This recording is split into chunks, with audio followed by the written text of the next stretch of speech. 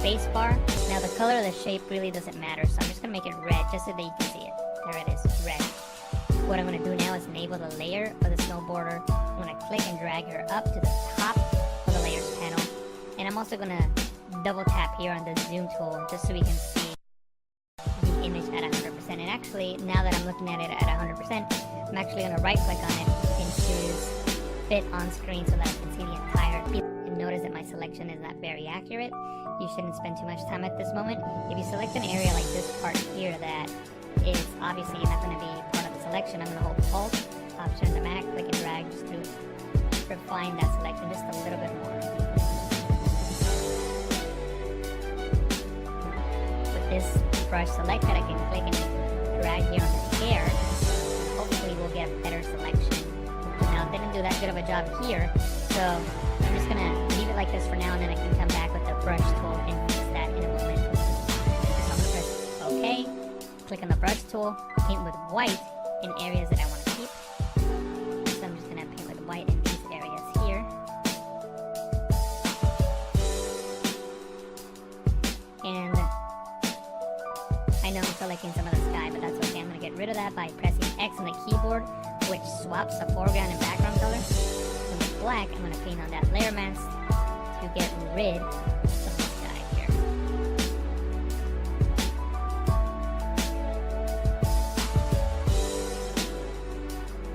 And I'm not going to take the time to do so now.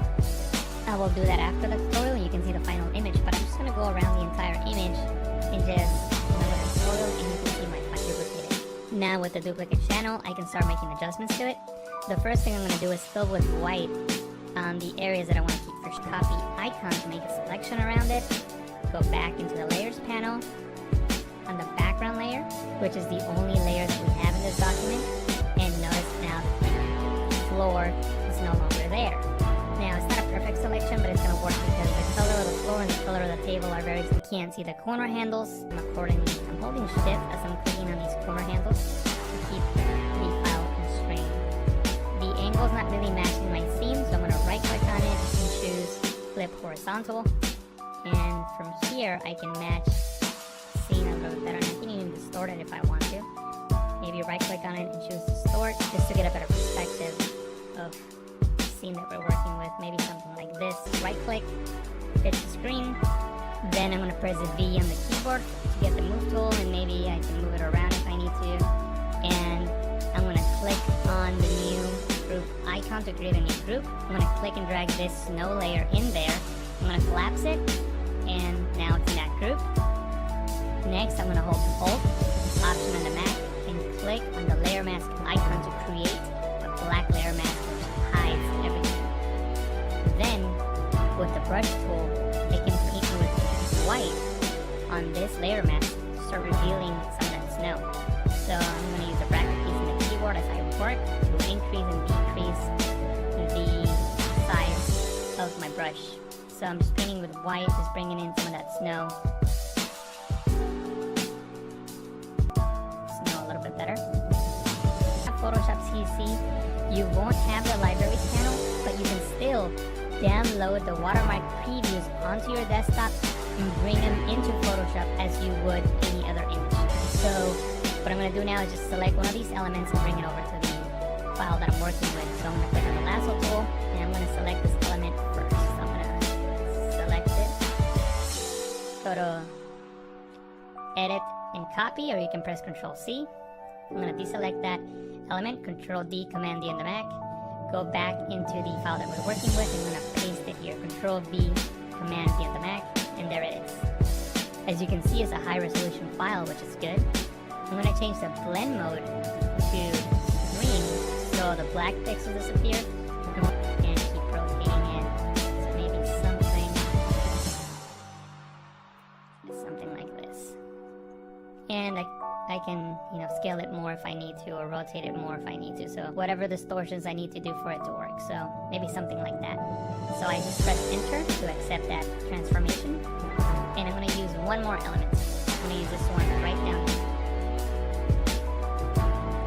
Again, Control C, copy, and paste that in here. Change the blend mode to screen. Control T to transform. That's Command T in the Mac.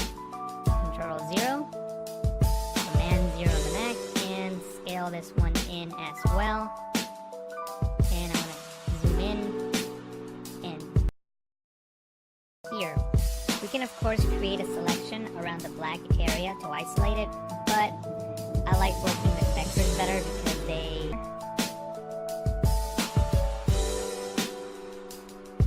and I know I'm selecting some of the sky, but that's okay. I'm going to get rid of that by pressing X on the keyboard, which swaps the foreground and background color. From the black, I'm going to paint on that layer mask to get rid of the sky here.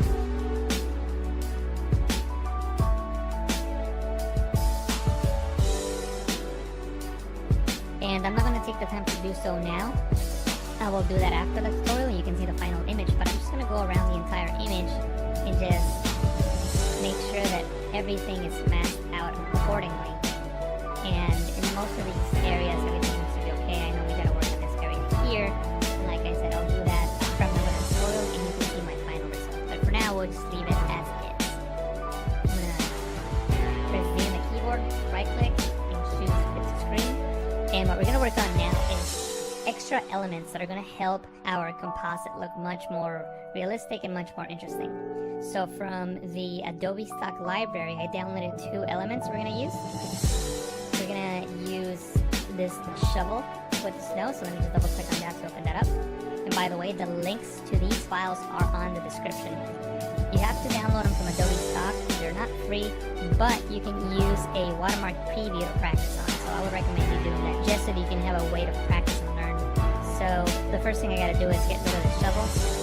Then I can hold Shift and Backspace, or you can go into Edit, Fill to bring up the Fill menu. Under Contents, choose Content Aware and press OK. And Photoshop will fill in those pixels and make the shovel disappear. I'm going to press Ctrl D, Command D on the Mac to deselect. And this is what we're going to work with.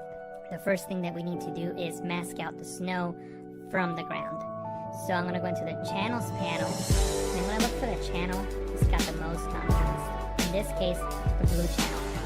I'm going to click and drag on the blue channel and drop it here in the new channel icon, duplicate it. Now with the duplicate channel, I can start making adjustments to it.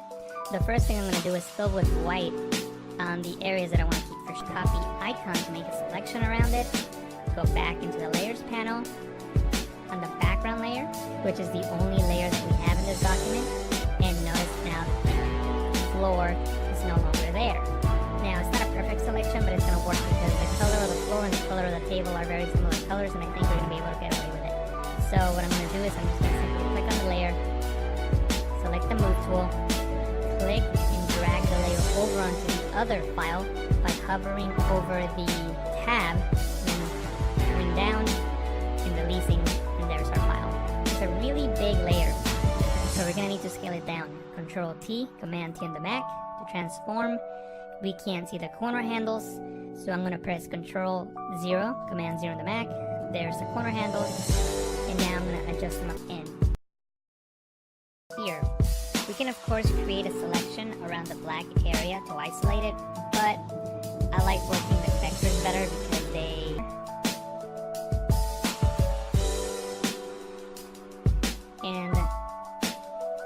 I know I'm selecting some of the sky, but that's okay. I'm going to get rid of that by pressing X on the keyboard, which swaps the foreground and background color. From the black, I'm going to paint on that layer mask to get rid of the sky here.